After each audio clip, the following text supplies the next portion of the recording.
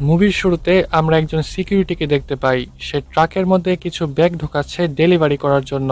তো কাজ শেষে ড্রাইভার আর এই সিকিউরিটি যখন ব্যাগগুলো ডেলিভারি করতে যাচ্ছিল, তখন কনস্ট্রাকশনের কিছু লোক তাদের গাড়ি আটকায়। তারা দুজন তখন কিছুই বুঝতে পারছিল না যে কি কারণে তাদের রাস্তা ব্লক করা হয়েছে। কিন্তু ঠিক ওই সময়ই ওয়ার্কারদের মধ্যে একজন তাদের গান স্পটে নিয়ে নেয়। এদিকে আবার আরও কয়েকজন ওয়ার্কার মিলে ট্রাকের দরজা কেটে ফেলে এবং ভিতরে একটা ফ্লেয়ার বোম ছুড়ে মারে। এতক্ষণে নিশ্চয়ই বুঝতে পেরেছো এরা কোনো কনস্ট্রাকশন ওয়ার্কার না। তখন দুজন ওয়ার্কার ভিতরে থাকা দুজন সিকিউরিটিকে ট্রাকের বাইরে নিয়ে যায়। এরপরে তারা সেই ব্যাগগুলা লুট করতে শুরু করে। তো এই ব্যাগের মধ্যে কি জিনিস রাখা আছে এটা আমরা একটু পর জানতে পারবো। আমরা তখন ব্যাকগ্রাউন্ডে ফায়ারের আওয়াজ শুনতে পাই। এই পয়েন্টটা তোমরা মাথায় রেখো। ওয়ার্কাররা তখন পুলিশের গাড়ির সাইরেন শুনতে পেয়ে সেখান থেকে পালিয়ে যায়। এরপরে সিনে আমরা ফর্টিকো নামের একটা সিকিউরিটি এজেন্সি দেখতে পাই, যেখানে আমাদের মেন ক্যারেক্টার এইচ চাকরির জন্য ইন্টারভিউ দিতে এসেছিল এবং তার ইন্টারভিউয়ার হিসেবে ছিল ট্যারি নামের এই ব্যক্তি। সে বলে আমাদের এজেন্সি বড় বড় ডিপার্টমেন্টাল স্টোর, ক্যাসিনো এবং প্রাইভেট ব্যাংক থেকে নিরাপত্তার সাহায্যে টাকা দিয়ে আসে অথবা নিয়ে আসে, মানে অনেকটা পার্সেল ডেলিভারির মতো আর কি। তারপরে সে এইচকে প্রশ্ন করে তার ফ্যামিলিতে কেউ আছে কিনা। এর উত্তরে এইচ বলে বিবাহিত ছিলাম, পরে ডিভোর্স হয়ে গেছে। একটু পরে আমাদের বুলেটের সাথে পরিচয় করিয়ে দেওয়া হয়। সে ছিল এই এজেন্সির টপ ক্লাস একজন সিকিউরিটি। বুলেট তখন এইচের সাথে পরিচয় হয়ে নেয় এবং তাকে বলে ট্রেনিংয়ে যাওয়ার জন্য রেডি হতে, কারণ এই এজেন্সিতে চাকরি করার জন্য প্রথমে কিছু টেস্ট দিতে হয়, আর টেস্টে পাশ করতে পারলেই চাকরি পুরোপুরি কনফার্ম। প্রথমে এইচের ফিজিক্যাল অ্যাক্টিভিটিস চেক করা হয়, যেমন তাকে দিয়ে বেঞ্চ প্রেস করানো হয় এবং ট্রেডমিলের ওপর কিছুক্ষণ দৌড়ানো হয়। তারপরে আসে শুটিং প্র্যাকটিসের পালা, যেখানে সে মোটামুটি মার্ক তুলতে সক্ষম হয় এবং সর্বশেষ তাকে দিয়ে ড্রাইভিং টেস্ট করানো হয়। এরপরে আসে তার রেজাল্টের পালা। তখন বুলেট বলে তুমি 70% মার্ক পেয়েছো। তখন সিন কাট হয়ে আমাদের ড্রেসিং রুম দেখানো হয়, যেখানে বুলেট অন্য সব গার্ডদের সাথে এইচের পরিচয় করিয়ে দেয়। তবে তোমরা শুধু সোয়েট নামের এই গার্ডকে মনে রেখো। তখন ফর্টিকো এজেন্সি থেকে এইচকে একটা পিস্তল দেওয়া হয় তার সেফটির জন্য আর কি। এইচ বলে আচ্ছা, ডাকাতেরা যদি মেশিন গান নিয়ে আসে তাহলে এই পিস্তল দিয়ে কি করব। তখনই অফিসার বলে তোমার বুদ্ধিমত্তা দিয়ে পরিস্থিতি হ্যান্ডেল করবে। এরপরে সিনে দেখা যায় এইচ, বুলেট এবং সোয়েট মিলে যাচ্ছিল ব্যাংক থেকে টাকা আনার জন্য। এইচের যেহেতু আজকে প্রথম দিন, তাই সোয়েট তাকে বিভিন্ন বিষয়ে গাইড করছিল। তো কথা বলতে বলতে তারা সেই ব্যাংকের সামনে চলে আসে। বুলেট তখন সোয়েটকে বলে গাড়িতে থাকার জন্য। তো কিছুক্ষণ পরে তারা ব্যাংক থেকে টাকা নিয়ে বের হয়। তখন নিয়ম অনুযায়ী তারা টাকার ব্যাগগুলা গাড়িতে রাখতে শুরু করে ফর্টিকোতে নিয়ে যাওয়ার উদ্দেশ্যে। এরপরে সিনে দেখা যায় তারা অবসর সময় কাটানোর জন্য বারে যাচ্ছে ড্রিঙ্কস করতে। বুলেট তখন এইচকেও সাথে আসার জন্য বলে। এইচ বলে ঠিক আছে, তুমি যাও, আমি আসছি। এরপরে সে তার আইডি কার্ড পাঞ্চ করে নির্ধারিত স্থানে রেখে দেয় এবং তার যত টিমমেট ছিল তাদের আইডি কার্ড মনোযোগ সহকারে দেখতে থাকে। ভিতরের দৃশ্যে দেখা যায় সব গার্ডরা নিজেদের মধ্যে কথা বলছে। তখন একজন গার্ড বলে ইচ তো এসেই বসের মন জয় করে ফেললো, আর আমরা এতদিন চাকরি করেও কিছুই চিনতে পারলাম না। ওই সময়ই আরেকটা গার্ড বলে তাই নাকি, তাহলে তো মালটার সাথে একবার কথা বলতে হয়। এরপরে সে যায় হচ্ছে এইচের সাথে কথা বলার জন্য, কিন্তু সে এইচের সাথে কথা বলে বুঝতে পারে এইচ কোনো নর্মাল পারসন না। মানে এইচের কথাবার্তার মধ্যে এমন অ্যাটিটিউড ছিল যেটা একজন নর্মাল সিকিউরিটির পক্ষে বলা সম্ভব না। যাই হোক, এরপরে সিনে দেখা যায় সোয়েট আর এইচ কর্মরত অবস্থায় বুলেটের জন্য অপেক্ষা করছে। নির্দিষ্ট সময় পেরিয়ে যাওয়ার পরেও যখন বুলেট আসছিল না, সোয়েট তখন তাকে কল দেয়। তবে ওই সময়ই অপর পাশ থেকে ভেসে আসে বুলেটের আর্তনাদের চিৎকার, মানে বুলেটকে কারা যেন হোস্টেস বানিয়েছে। সোয়েট তখন এই জায়গা থেকে চলে যেতে চায়, কিন্তু এইচ বলে বুলেট আমাদের টিমমেট, তাই আমি তাকে বিপদের মুখে রেখে কোথাও যাব না। এইচের এমন সাহসী মনোভাব দেখে লাস্টে সোয়েটও রাজি হয়ে যায়। এরপরে তারা কিডন্যাপারদের কথা মতো একটা জায়গায় ট্রাক নিয়ে চলে আসে। তখন একজন কিডন্যাপার বলে তোমাদের ট্রাকের পিছনে আরেকটা ট্রাক আছে, সেই জায়গায় তোমরা টাকার ব্যাগগুলা ছুঁড়ে মারো, আর নয়তো তোমাদের টিমমেটকে আমরা খেয়ে দিব। এই জায়গায় দেখা যায় ডাকাতদের দলের লিডার হচ্ছে American rapper and singer Post Malone. যাই হোক, উপায় না পেয়ে এইচ টাকার ব্যাগগুলা তাদের ট্রাকে ছুঁড়ে মারে, কিন্তু একটা ব্যাগ সে ইচ্ছে করে ট্রাকের সাইডে ফালায়। এইটা দেখে একটা টেরোরিস্ট ব্যাগটা তোলার জন্য আসে। ঠিক ওই সময়ই এইচ সুযোগ পেয়ে তার উপরে ফায়ার করে দেয়, সাথে সাথে আরেকটা টেরোরিস্টকেও গুলি করে ডাউন করে ফেলে। পোস্ট মেলন তখন এই জায়গা থেকে পালিয়ে যেতে শুরু করে, তবে এইচ তার পায়ে গুলি করলে সে নকডাউন হয়ে যায়। তারপরে এইচ বলে তোকে কে পাঠিয়েছে। এর উত্তর না দিয়ে পোস্ট মেলন উল্টা এইচকে গালি দেয়। এইটা শুনে এইচ নগদ তাকে শুট করে মেরে ফেলে। এই কাহিনীর পরে এইচকে জিজ্ঞাসাবাদ করার জন্য একজন FBI এজেন্ট আসে।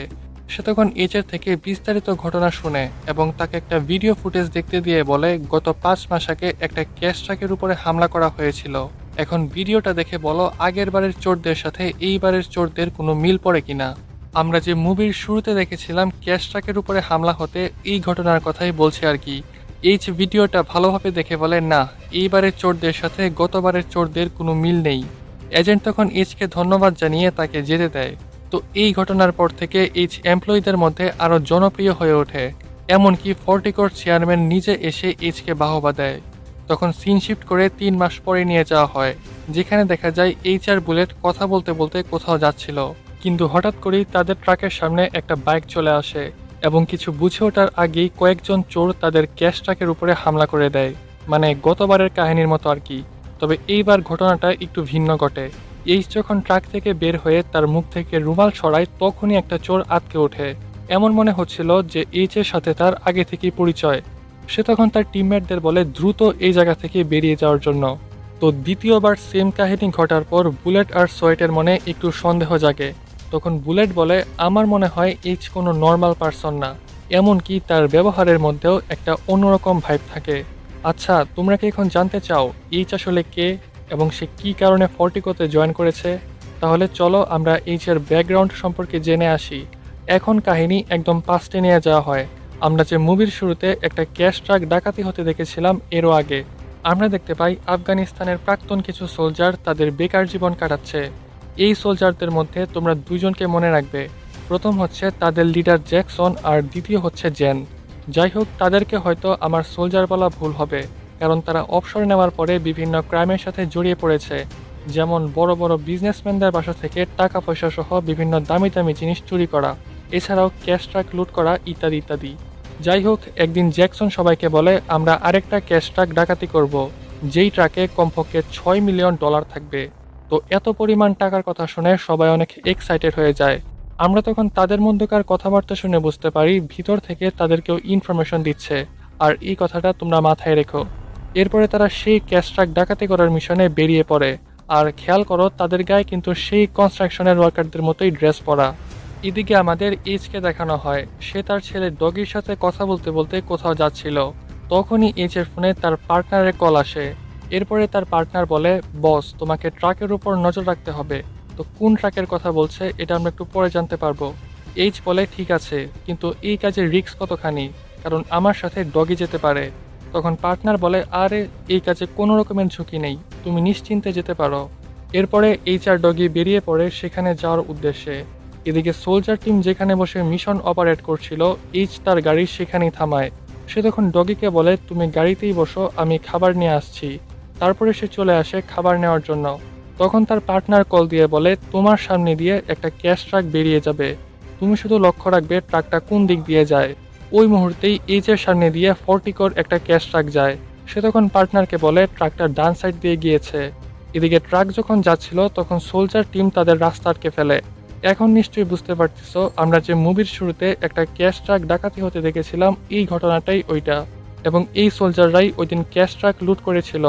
এদিকে ডগি যখন গাড়িতে বসে এইসব কিছু দেখছিল, তখনই একটা সোলজার তাকে বাইরে আসার কথা বলে। তো এই জায়গায় আবার অন্য কাহিনী ঘটে যায়। জ্যান হারামজাদা ওই 2 গার্ডকে শ্যুট করে মেরে ফেলে। তখন তার চোখ যায় ডগির ওপর, কারণ ডগি তার চেহারা দেখে ফেলেছে। অন্যদিকে এইচ দেখতে পায় তার ছেলে মাটিতে শুয়ে আছে।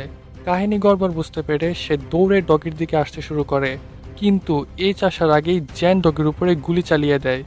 এমনকি এইচকে আসতে দেখে সে এইচের শরীরেও ফায়ার করে। মানে একবার চিন্তা করো, হারামজাদা মুহূর্তের মধ্যেই 4 জন নিরীহ লোককে মেরে ফেলেছে। যাই হোক, এরপরে পুলিশের গাড়ির সাইরেন শুনতে পেয়ে তারা সেখান থেকে পালিয়ে যায়। তো এই কাহিনীর কিছুদিন পরে দেখা যায় এইচ হসপিটাল থেকে বের হচ্ছে।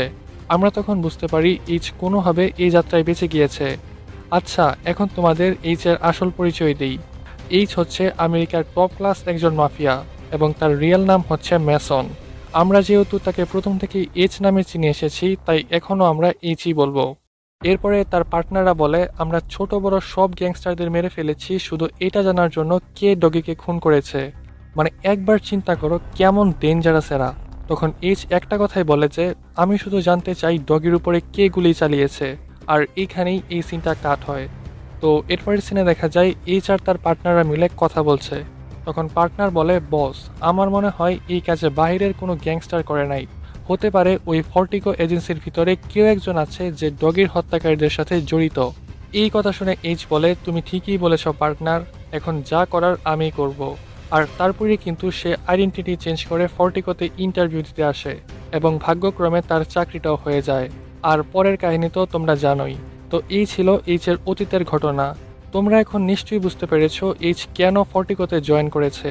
তো এখন আবার সিন বর্তমানে নিয়ে আসা হয়, যেখানে দেখা যায় সেই সোলজার টিম আবার এক জায়গায় হয়েছে, কারণ গতবারের কাহিনী করার পরে তারা এতদিন আন্ডারগ্রাউন্ডে ছিল। যাই হোক, তাদের লিডার তখন বলে, আমাদের হাতে নতুন একটা মিশন এসেছে, তবে এইবারের মিশনে সফল হওয়া অনেক কঠিন। জ্যান বলে, তা আমাদের মিশনটা কি? এর উত্তরে লিডার বলে, আমরা এবার কোনো ক্যাশ ট্রাক না, বরং ফর্টিকো এজেন্সির ভল্ট লুট করব, যেখানে $160 মিলিয়ন থাকবে। লিডারের মুখে এরকম চমকপ্রবণ কথা শুনে সবাই অনেক এক্সাইটেড হয়ে যায়। তারপর লিডার বলে, আমরা প্ল্যান এক্সিকিউট করার জন্য 8 সপ্তাহ সময় পাবো, তাই সবাই কাজে লেগে পড়ো। আসলে তারা ব্ল্যাক ফ্রাইডের দিন ডাকাতি করার প্ল্যান করেছে, কারণ সেদিন মার্কেটে বেচাকেনা প্রচুর হবে, যার জন্য গার্ডরা নিজ নিজ কাজে ব্যস্ত থাকবে। আর এই সুযোগটাই কাজে লাগিয়ে তারা ফর্টিকোতে ঢুকবে এবং ভল্ট থেকে টাকা চুরি করে পালিয়ে যাবে। তবে এজেন্সির ভিতরে ঢোকা তো আর এত সহজ না, তাই এক্ষেত্রে তাদের সেই সিক্রেট মেম্বার সাহায্য করবে। তো যাই হোক, এরপরে সেই কাঙ্ক্ষিত দিন চলে আসে, আই মিন ব্ল্যাক ফ্রাইডে। তখন ট্যারি সব গার্ডদের তাদের নিজ নিজ দায়িত্ব বুঝিয়ে দেয়, সাথে সাথে এটাও বলে তারা যাতে সতর্কতার সহিত আবার ফিরে আসে। অন্যদিকে জ্যাকসন তার টিম মেম্বারদের কল দিয়ে বলে মিশনের জন্য তৈরি হওয়ার জন্য, কারণ একটু পরে শুরু হবে আসল খেলা। এদিকে বুলেট আর এইচ ফর্টিকোর দিকে আসছিল। তখন বুলেট বলে, এইচ, তুমি এটা নিশ্চয়ই জানো আমি তোমাকে বন্ধু হিসাবে অনেক পছন্দ করি, তাই আমি তোমাকে কিছু বলতে চাই। এইচ বলে, হ্যাঁ হ্যাঁ বলো। তারপর বুলেট বলতে শুরু করে, আমার কিছু সাথী আছে যাদের আমি ক্যাশ ট্রাক ডাকাতি করতে সাহায্য করি। এইটা শুনে এইচ বুঝে ফেলে এই সেই কালপিট যে কিনা তার ছেলের হত্যাকারীদের সাথে কাজ করে। সে তখন আরও কনফার্ম হয় যখন বুলেট বলে ওই দিন একটা নিরীহ বাচ্চা ছেলে বিনা দোষে মারা গিয়েছে। যাই হোক, এইচ শুধু চুপ করে থাকে। তখন বুলেট বলে, এইচ, আজকে আমরা ফর্টিকোর ভল্ট লুট করব, তুমি কি আমাদের সঙ্গ দেবে? এইচ বলে, হ্যাঁ নিশ্চয়ই, তোমরা যা করতে বলবে আমি তাই করব। এরপরে তারা ট্রাক নিয়ে একটা স্থানে চলে আসে। ওই সময়ে তাদের পিছু করে আরেকটা কালো গাড়িও সেখানে আসে। তখন গাড়ি থেকে আমাদের সেই কুখ্যাত সোলজাররা বের হয়। এরপরে তারা এইচকে ভালোভাবে চেক করতে থাকে। আরেকটা বিষয় লক্ষ্য করো, তারা কিন্তু বুলেট প্রুফ বডি আর্মর পরে এসেছিল। যাই হোক, তারা তখন দুইটা টিমে ভাগ হয়। প্রথম টিম যায় হচ্ছে বুলেটদের সাথে, আর দ্বিতীয় টিম বাহিরে থেকে যায় ব্যাকআপের জন্য। তো কিছুক্ষণ পরে তারা ফর্টিকোর ভিতরে প্রবেশ করে, কিন্তু কেউ টেরও পায় না ট্রাকের ভিতরে যে এতগুলা টেরোরিস্ট রয়েছে। পরিবেশ ঠান্ডা বুঝতে পেরে শালারা আকস্মিকভাবে ট্রাক থেকে বেরিয়ে আসে এবং কিছু গার্ডদের গান স্পটে নিয়ে নেয়। এদিকে তারা ট্যারি আর সোয়েটকেও বন্দি বানিয়ে ফেলে, সাথে আমাদের হিরো এইচকেও। তারা যখন কন্ট্রোল রুমের কাছে আসে তখনই ভিতরে থাকা অপারেটর সাইরেন বাজিয়ে দেয়, যার ফলে গার্ডরা অ্যাক্টিভ হয়ে যায়। অতঃপর তাদের দুই দলের মধ্যে শুরু হয় মারাত্মক গান ফাইট। এই ফাইটের মধ্যেই সোলজারদের একজন গুরুতর আহত হয়, তবে তারা যেহেতু বডি আর্মর পরেছিল তাই তারা সহজেই গার্ডদের মেরে ফেলে। এদিকে আবার তাদের ব্যাকআপ টিমও এসে পড়েছিল। যাই হোক, সোলজার টিম তখন ভল্ট থেকে টাকা বের করতে শুরু করে। অন্যদিকে সিকিউরিটি সাইরেন পাওয়ার পরে সোয়াট টিম রেডি হয়ে যায় ফর্টিকোতে আসার জন্য। এদিকে একটা সোলজার যখন অন্যমনস্ক ছিল তখনই এইচ তার উপরে হামলা করে দেয় এবং তার গলা এমনভাবে চেপে ধরে যে সে নগদ অজ্ঞান হয়ে যায়, মরে যায়। তারপরে এইচ নিজেকে মুক্ত করে সাথে সাথে সোয়াট আর টেরিকেও ছাড়িয়ে নেয়। এইচ তখন সেই মৃত সোলজারের বডি আর্মরটা পরে আরেকজন সোলজারের কাছে আসে। সে তখন হেলমেট খুললে এইচ তাকে নগদ হেডশট মেরে দেয়। এদিকে তিনজন সোলজার যাচ্ছিল ট্রাকে উঠতে, কারণ তাদের টাকা লোড করা শেষ। তবে ওই সময় সোয়েট তাদের উপরে গুলি চালানো শুরু করে এবং একটাকে ডাউন করে দেয়।